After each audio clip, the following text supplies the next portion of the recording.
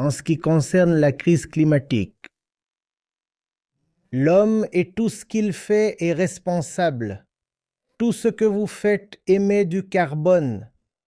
Et ce n'est pas que vous devez avoir zéro émission de carbone. Vous devez avoir une émission nette zéro de carbone, ce qui signifie qu'il existe des puits de carbone naturels, les forêts et les océans notamment. Ils continuent de toute façon à absorber le dioxyde de carbone. Donc si dans une certaine mesure, vous libérez du dioxyde de carbone à hauteur de, disons, 2 tonnes par personne et par an, dans cette mesure, si vous libérez du dioxyde de carbone, les océans et les autres éléments naturels comme les forêts, ils l'absorberont. Même le sol l'absorbe dans une certaine mesure. Ils l'absorberont.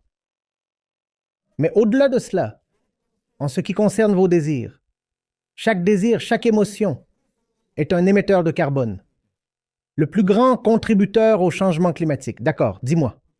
Oui. Viande. Nous les humains. Alors si élaborer la population. Population. Population, qui est le plus grand contributeur au changement climatique. Mais la population est un désir. La fille veut le garçon veut la fille, puis les deux veulent des enfants. Et si les deux ne veulent pas d'enfants, alors les belles-mères veulent des enfants. Même si la belle-mère ne veut pas d'enfants, alors les voisins veulent des enfants, et les prêtres veulent des enfants. Et les chefs religieux disent, si vous ne produisez pas d'enfants, alors l'autre camp dominera. Alors vous augmentez votre population. Et la population est le plus grand contributeur à la crise climatique. Ce n'était pas le cas avec l'ozone. Il y a une grande différence. Vous comprenez cela? L'ozone était un petit truc. Vous pouvez l'imaginer comme ça. L'ozone était une mauvaise feuille sur l'arbre. Une mauvaise feuille sur l'arbre. Qu'allez-vous faire? Arrachez-le, jetez-le. C'est facile. La crise climatique est la racine de l'arbre. De quel arbre je parle? De l'homme et de ses désirs par homme, je veux dire l'humanité. Hommes et femmes. Désolé.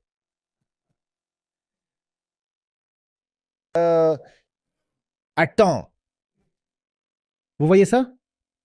Cueillir une mauvaise feuille était bien sans démanteler toute la structure de notre vie, de nos institutions, de nos familles, de nos concepts de bonheur et de succès. C'était facile. Il suffit de cueillir une feuille et vous avez résolu le problème de l'ozone. Mais quand il s'agit de la crise climatique, vous devez déraciner tout l'arbre. Et nous ne sommes pas d'accord avec cela parce que nous aimons notre mode de vie. Nous voulons voler. Nous voulons avoir des enfants. Le concept même du bonheur est que si vous consommez plus, vous serez heureux.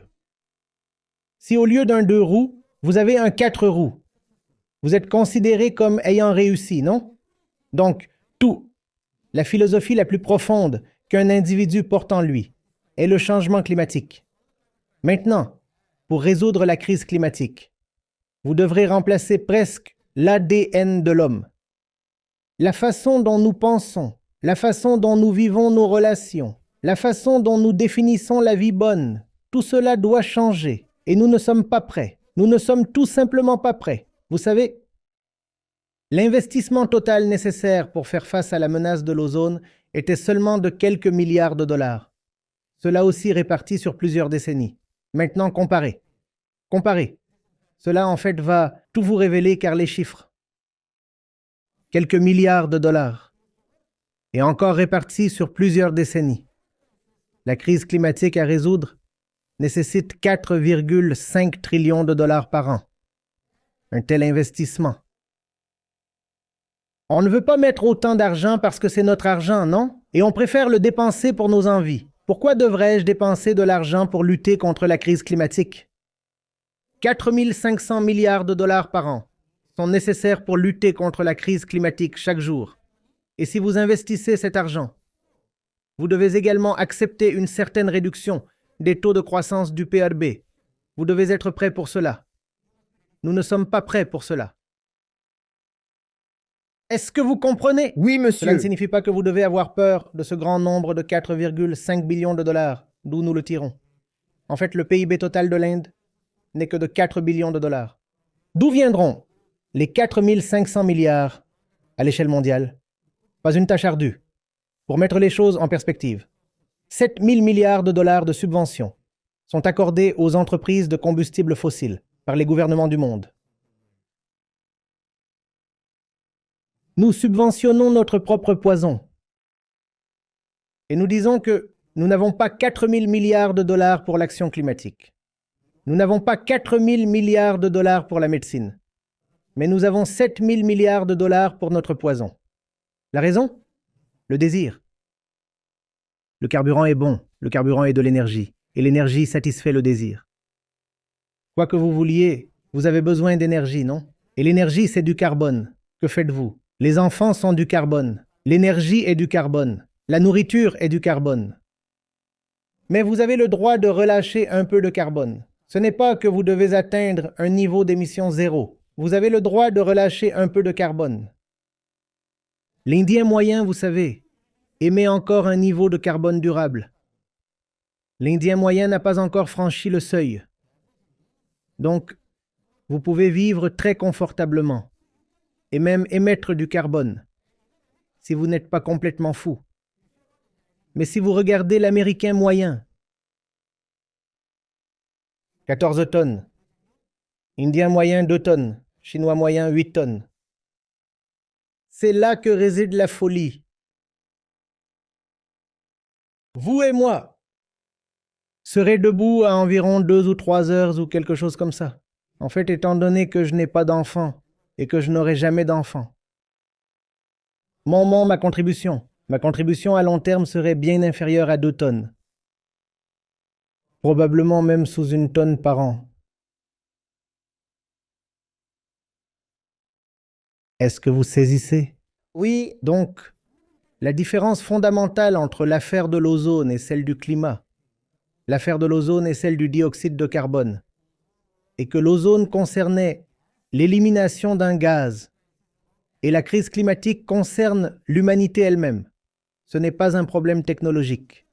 Les CFC étaient un problème de technologie. Le climat, le dioxyde de carbone n'est pas un problème de technologie. C'est un problème de civilisation. C'est un problème spirituel. Je l'appelle un problème spirituel parce que nos cœurs doivent être changés pour s'attaquer à ce problème. C'est un problème spirituel, et c'est pourquoi nous perdons la guerre climatique chaque jour. Vous savez, au lieu de diminuer, chaque année successive, les émissions mondiales de carbone ne font qu'augmenter. 2030, nous avions envisagé une réduction de 44% conformément à l'accord de Paris de 2015. Au lieu d'une réduction, ce que nous avons, c'est une augmentation. Et ce n'est pas que nous augmentons chaque année. Oubliez une réduction de 44%. Nous ne baissons même pas d'1%. Nous avons en fait augmenté. Pourquoi? Parce que nous ne nous connaissons pas nous-mêmes. Quand vous ne vous connaissez pas, alors vous êtes attiré par tout. Tu vois, si je ne sais pas ce qui me manque, alors je me précipiterai vers chaque objet que je peux voir. Ça s'appelle le désir. Quand je ne sais pas qui je suis, et donc je ne sais pas ce que je veux vraiment, je me précipiterai vers chaque objet que je peux toucher. C'est ce qu'on appelle le désir aveugle, et c'est la crise du carbone. La réponse sera la sagesse. La réponse devra être plus civilisationnelle que spirituelle. Hein? Des coupables comme ExxonMobil, depuis 1977, ces gars-là savaient. Leurs propres scientifiques leur avaient dit que la crise climatique se profilait à l'horizon. Ils ont continué à le cacher. En fait, ils ont continué à financer les négationnistes du climat. Et les compagnies pétrolières, les compagnies d'énergie, elles financent tout le monde. Les médias, les universités, les élections. Elles financent tout. Et ils n'arrêtent pas de nier qu'il y a une crise climatique. Ils appellent cela un canular, où ils trouvent des distractions comme l'absorption de carbone. Ils disent que nous construirons des machines qui captureront le carbone. Qu'ils fabriquent des briques, comme je l'ai lu dans certaines nouvelles, qu'une des entreprises, comme je l'ai lu dans les nouvelles, qu'une des entreprises affirme qu'elle fabrique des briques à partir de carbone capturé. Oui. Oui, et Oui. cela, et regardez l'impact psychologique de cela.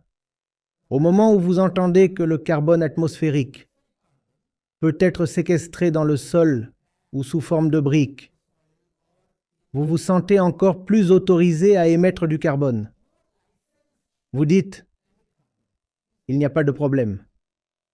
Une machine a été créée pour absorber tout le carbone de l'atmosphère, donc je peux continuer à en émettre. Et ça, c'est de la propagande venant des négationnistes du carbone. Parfois, ils disent « Non, non, nous pouvons atteindre la neutralité carbone d'ici 2070. C'est bien. » Parfois, ils disent « Non, non, non, il y a un changement climatique, mais il n'est pas anthropogénique. » Ce qui signifie qu'il n'est pas causé par l'homme. C'est une partie d'un cycle naturel. Alors, ils essaient de détourner votre attention et de disperser vos énergies de toutes les manières possibles, tout comme ils l'ont fait dans le cas du tabac. On savait depuis assez longtemps que le tabac cause le cancer.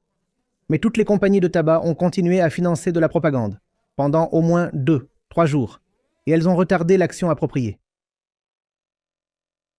Le pétrole est une industrie bien plus grande que le tabac ou les CFC, donc leur pouvoir de financer la désinformation est énorme.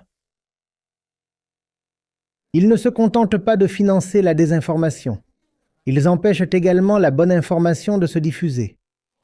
À quelle fréquence entendez-vous des débats sur le carbone à la télévision? Même sur les réseaux sociaux.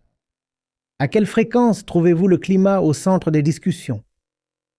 Ou dans un groupe familial, un groupe WhatsApp familial, à quelle fréquence trouvez-vous que le sujet discuté est l'avenir de la planète, les émissions de carbone et la déforestation et la perte de biodiversité? Cela est-il discuté dans les groupes familiaux? Non, car les médias nous ont bombardés de distractions pour que nous ne prêtions pas attention à la bonne chose. C'est une conspiration bien réfléchie.